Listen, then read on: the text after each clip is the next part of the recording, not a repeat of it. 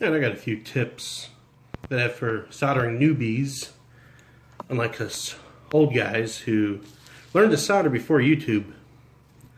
Lots of mistakes, lots of mistakes. All right, number one, your tip has to be cleaner than that, which it's not. Take a wet sponge that you don't need anymore, or like I have here, a wet paper towel. Try to clean off best you can. Always have a piece of paper, something here to catch the solder, because you're going to say, oh yeah, it'll be as neat as possible. Yeah, okay. The solder is not going to be as neat as possible. Tin it. I always tap it there, hence the paper, because you got a little solder ball right there. One thing that you should get, one of these helping hands, some at Harbor Freight, you know, all these other places, they are great. Heavy base. This one's kind of loose, I gotta tighten it up. But I'll keep the magnifying glass over here. I don't need the magnifying glass. Anyway, so yeah. Helping hands, oh, they're great. Okay. Now I got one of these type of wire strippers. Use any one that you like, anyone that works for you. I can use almost anything. I'd be fine, but screw it. I like the ease of the automatic system here. Anyway, you gotta strip your wires. See, that's why I like that. Comes out right just like that. Anyway, now a lot of people intertwine them and then twist them, or I find that it just pokes my fingers. So all I do is I just twist them, because you're going to solder them. The solder is going to go in the threads. It's going to lock it in place, so intertwining them, I don't know. To me, just doesn't seem worth it. The pinched fingers doesn't seem to be worth it. Now see, I got it in the helping hands there. And you are supposed to go under there, heat it up. However long it takes, heat it up.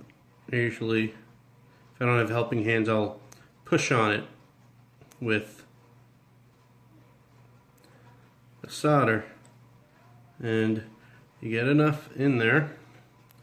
Looks kind of like that. It has to be pretty much intertwined in the wire. Come on, focus. Focus. There we go. Intertwined in there. You don't want it just on the surface, because if you have it just on the surface, then it can come apart easily. And I suggest shrink wrap over electrical tape. Electrical tape if you have to. Shrink wrap out of necessity,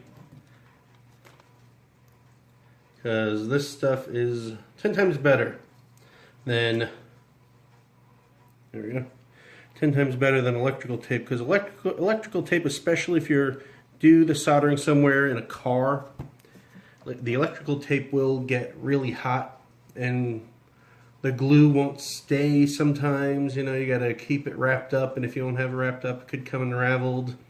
Then you have an open wire. If you can do this, do it. If not, you have to do electrical tape. You got to do what you got to do. But usually use a heat gun to shrink this, but I don't have it on me, so I'll just use my soldering iron, that part of it, to shrink the heat shrink. Always shrink it, of course. Always get the right size heat shrink, because you don't want it too big and it won't seal properly, because you'll see. Let me put it back on there first.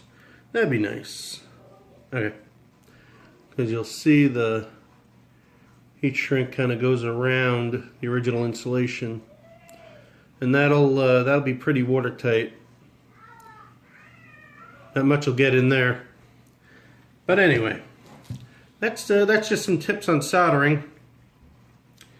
And if you like my channel, like, subscribe, all that jazz. Thanks for watching.